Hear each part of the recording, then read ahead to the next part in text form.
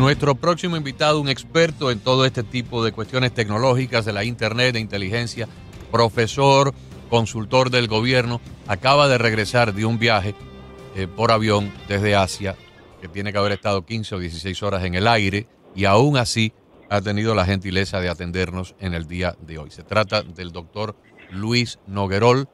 El doctor Noguerol tiene múltiples diplomas en ingeniería, doctorados en cosas tecnológicas y un larguísimo historial como experto en materia cibernética para el gobierno federal. Doctor, buenas tardes. ¿Qué tal, doctor? ¿Cómo está?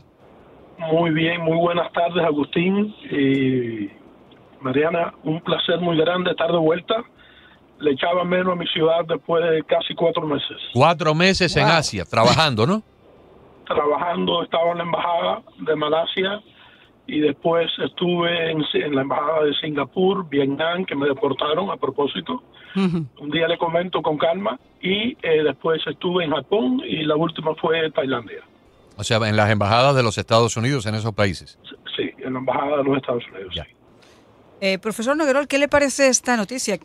Lo que estábamos comentando con Agustín y con nuestros oyentes. Obviamente no nos sorprende porque ya se vienen dando apuntes y se viene dando información desde hace meses, pero no deja de ser extremadamente preocupante en este contexto. Claro, mire, déjeme comenzar respondiéndolo de esta manera. El día 24 de agosto me publicaron un artículo que escribí estando en Asia que se llama Cybersecurity and Artificial Intelligence Enhancing the Cybersecurity Posture. La razón por la que me atreví a mencionar esto, y ustedes saben, Agustín, sobre todo, que yo no acostumbro a hablar de estas cosas, o sea, cosas mías quiero decir, es que es un tema extremadamente relevante, preocupante, un tema que yo asocio con la seguridad nacional nuestra y de otros países, porque la seguridad nacional de otros países es relevante para nosotros porque tendemos a colaborar y necesitamos colaborar con otros. A la guerra no se puede ir solo, esa época ya pasó, ¿no?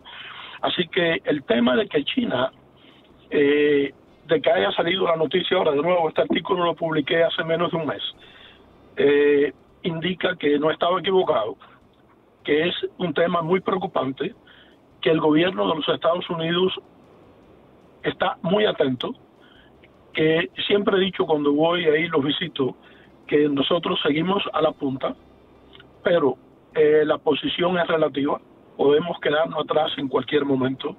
El problema que tenemos, doctor, si me permite la interrupción, es que nosotros jugamos bajo una serie de leyes y de normas que tienen que ver con la protección a la privacidad, tiene que ver con los derechos que tiene el ser humano, el ciudadano, donde el gobierno no puede infringir.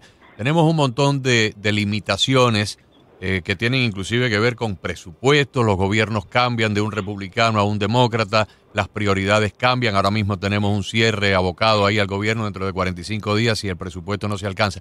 China no está sujeto a nada de eso. En China no hay respeto a la privacidad, ni hay límites de presupuesto, ni hay cambio de demócrata a republicano. Tienen un solo foco, una sola misión de ser el país hegemónico mundial y son capaces de aplastar hacia su propia madre si fuera necesario para lograrlo. Desafortunadamente me toca coincidir con usted 100%. De todas formas, déjeme hacer una salvación, ¿no?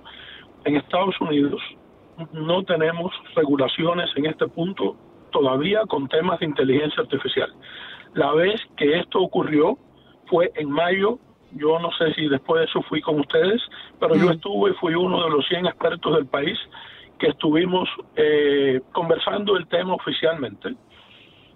Fue en mayo específicamente.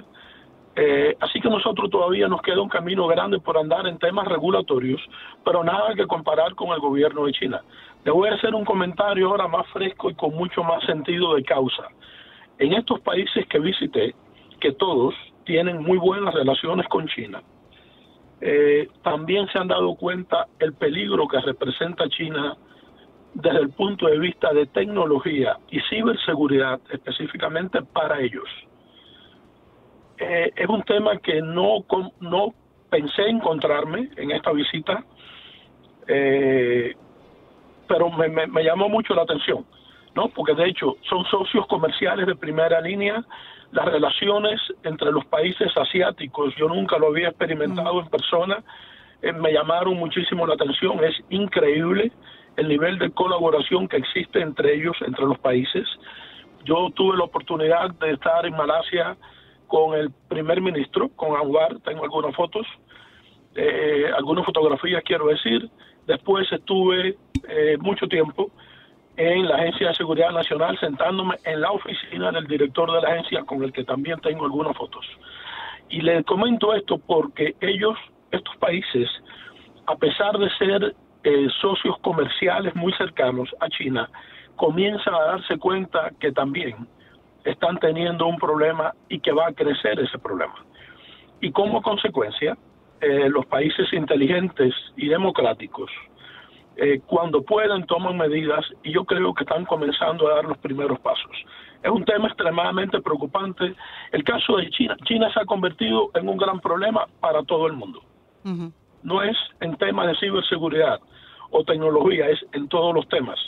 Y también le puedo decir algo de primera mano, muy primera mano. Hasta donde puedo decirle que económicamente, en el último año y medio, China se ha deprimido de manera sustantiva.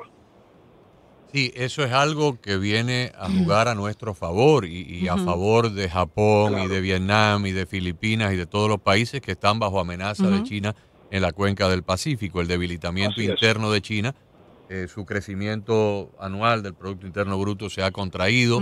Varias empresas multinacionales como Evergrande están en abierta bancarrota. China no está creando los suficientes empleos como para poder emplear los millones de chinos que llegan a la edad laboral todos los meses, que pasan de adolescentes a adultos. Una crisis económica fuerte. Es fuerte. Y eso juega un papel a favor nuestro, pero no podemos colocar todos nuestros huevos en esa canasta, porque si China mañana se endereza y vuelve nuevamente a resurgir, porque las crisis económicas no son eternas, van a seguir con ese proyecto de hegemonía mundial. Ahora, profesor, perdone, uno cuando se pone a hablar de todo esto y hablamos de ese peligro que ya está señalado por las agencias de inteligencia de este país, yo escuchaba también hace algunas semanas que la CIA estaba desarrollando una nueva herramienta de inteligencia artificial precisamente para tratar de competir con China en la medida de sus posibilidades, y hablaban concretamente de ese programa que es el ChatGPT. Pero me imagino que esto es lo que se sabe a nivel de calle, pero que si el peligro de China con la inteligencia artificial es tan latente, me imagino que Estados Unidos por su cuenta y de una forma también ultra secreta estará manejando la forma de poder contrarrestarlo. Seguro. Solo un comentario, y es que ChatGPT es accesible a todo el mundo de forma gratuita. Okay, lo que nosotros hacemos a nivel de gobierno es usar, entre otras herramientas, ChatGPT para mejorar las soluciones que tenemos y las que estamos desarrollando. Pero ChatGPT no es una aplicación del gobierno, es algo que usamos en el gobierno. Okay. Sí. La semana pasada, creo que fue el jueves de la semana pasada, salió una noticia que nosotros compartimos acá con los oyentes. El senador Marco Rubio, que se sienta en el Comité de Inteligencia del Senado, dijo que China había amasado una vasta cantidad de información privada de millones de estadounidenses a través del TikTok para utilizarla en caso de un conflicto de guerra de manera perjudicial. ¿Cómo podría hacer eso? Vamos a suponer que yo hubiera tenido instalado TikTok en mi teléfono, que no, de mí no, por TikTok no me han podido robar ni un caramelo porque yo nunca he tenido TikTok. Pero suponiendo que yo hubiera tenido TikTok en mi teléfono por los últimos 3 o 4 años, pero yo también manejo a través de mi teléfono 2 cuentas bancarias y pongo las contraseñas. Aparentemente el TikTok pudiera haber estado espiando, robando información de los usuarios y haberla mandado vía internet a China en un momento de conflicto. Según lo que alertó el senador Marco Rubio, los chinos podrían utilizar esta información para bloquear tarjetas de crédito o bloquear cuentas bancarias o robar dinero de cuentas bancarias Pero ahí entramos en de el millones de debate. estadounidenses. Ahora no lo hacen porque eso sería prácticamente una declaración de guerra. Pero ahí entramos, el día que haya una guerra... Sí, pero a mí lo que me preocupa es que ahí estamos entrando en el debate del propio uso del teléfono, que los chips están hechos en China. ¿Cómo sabemos nosotros que en pro de la modernidad y de todas estas maravillas que nos dan estos teléfonos nuevos, que nos toman el iris y nos toman las huellas dactilares y controlan nuestro ritmo cardíaco y tienen toda nuestra información y nuestra vida hasta en fotos? ¿Cómo sabemos nosotros realmente lo que se puede llegar a estar quedando el gobierno de China a través de esos chips de estos teléfonos? No lo sabemos, yo no sé. No sé. A ver, un tema más interesante aún, ¿no? Yo siempre digo que somos tecnólogos dependientes. Es una frase que se me ocurrió hace muchos años y que repito continuamente. Así que TikTok definitivamente no es una posibilidad. Está colectando información nuestra. Colecta todo tipo de información, pero la más compleja, la más delicada, compleja no es la palabra apropiada, la más delicada o sensitiva es nuestras características biométricas. La característica biométrica más segura que tenemos los seres humanos hoy, y la que hemos tenido siempre, es la de la retina de los ojos.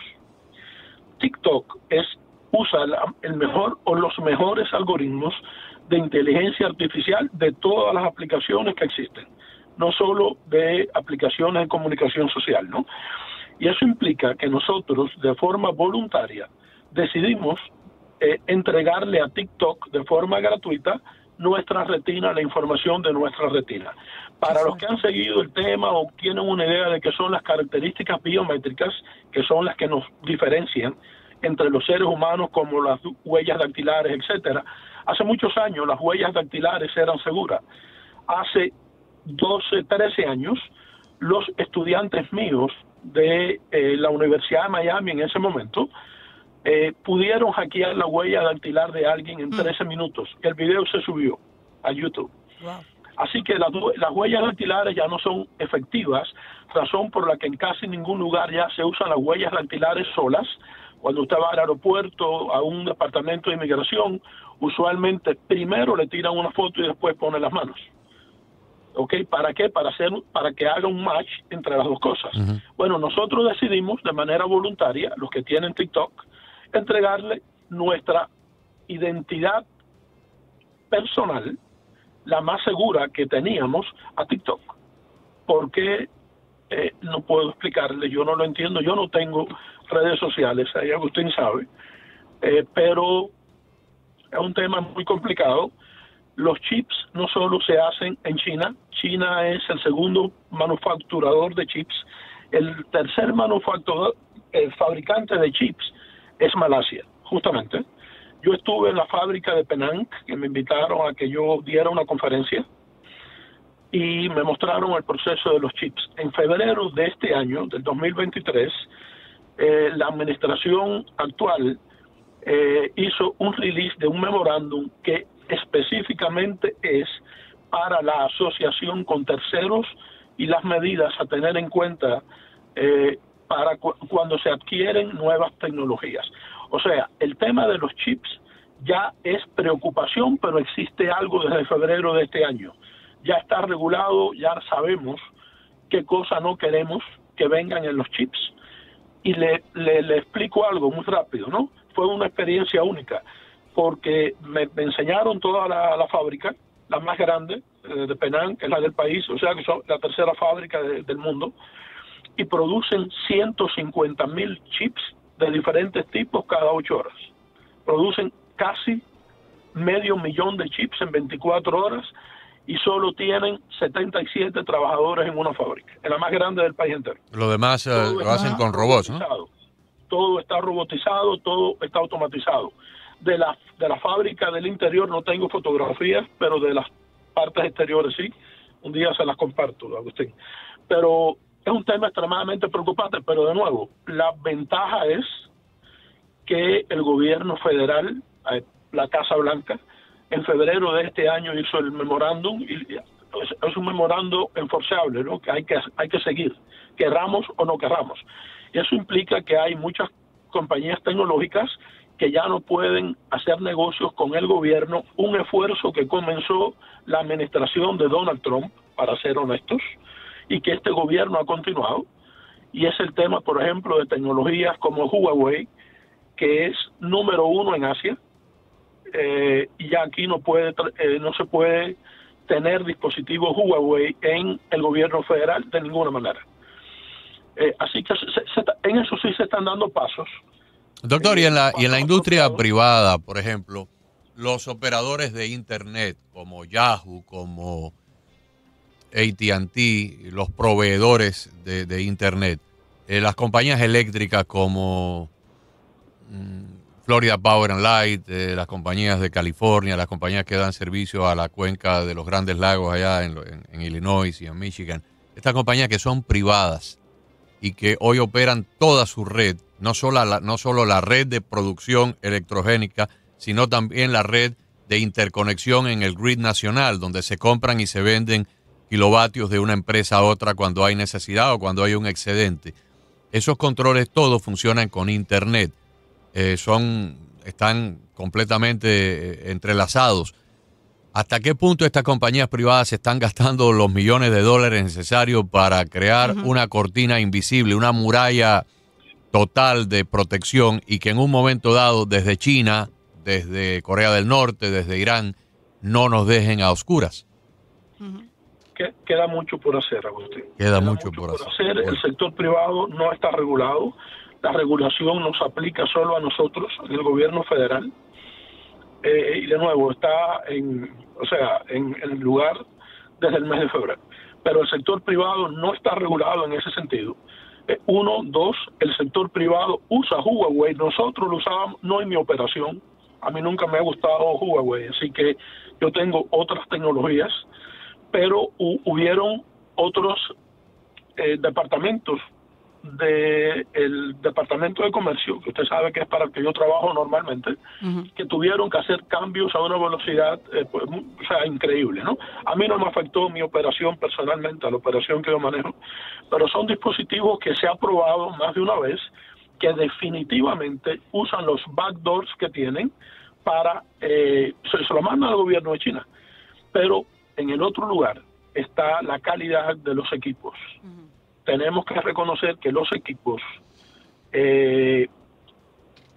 ofrecen lo mismo que los otros equipos, y en dependencia de lo que quiera hacer con el equipo, en ocasiones lo hacen mejor que otros. Entonces, esa es una de las razones principales por las que el sector privado no se va a desprender de tecnologías similares a Huawei, incluyendo esta compañía. Es un tema muy complicado porque, de nuevo, en Estados Unidos no se puede regular el sector privado en ese tipo de cosas. Incluso hacerlo en el gobierno fíjense que comenzó a principios de la administración de Trump. Trump trató de enforzarlo, no pudo en el Congreso ni el Senado, y esta administración lo enforzó en febrero de este año. Pero si me permite, con más apoyo. Si me permite, no discrepar, pero sí dar un punto.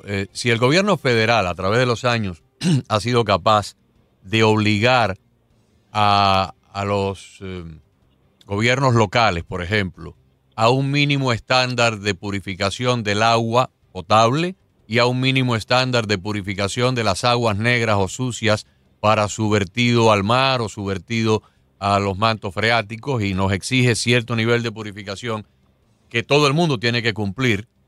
Si el gobierno federal exige ciertos niveles de permisos y de regulaciones para las compañías que tienen fábricas de producción de lo que sea, en el número de toneladas métricas de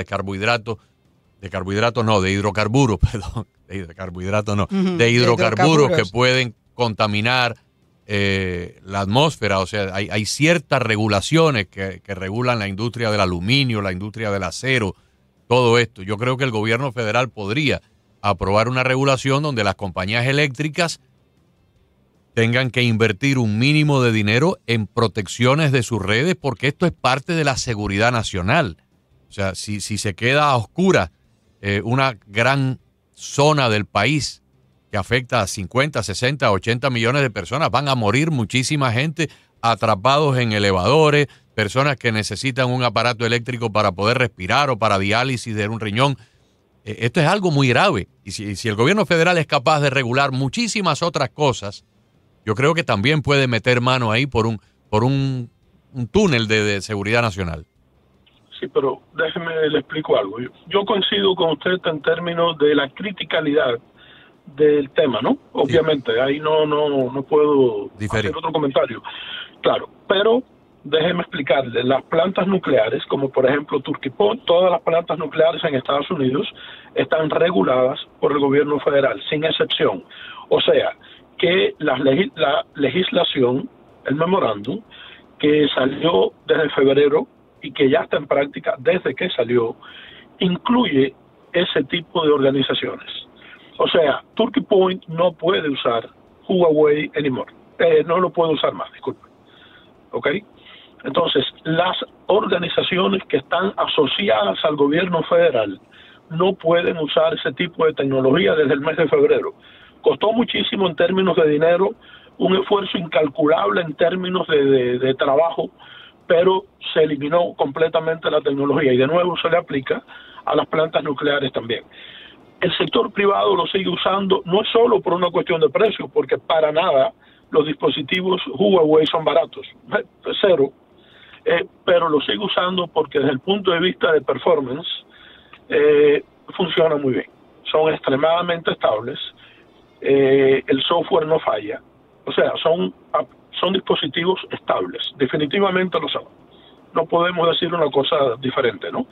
Y eso es por la razón por la que se sigue usando en el sector privado.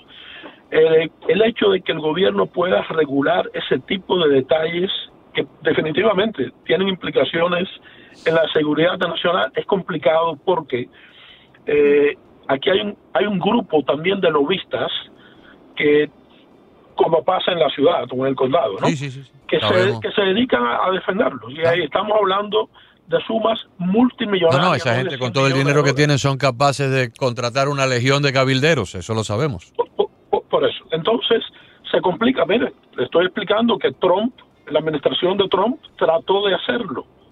Y en realidad hicieron su mejor esfuerzo. Y no logró conseguirlo.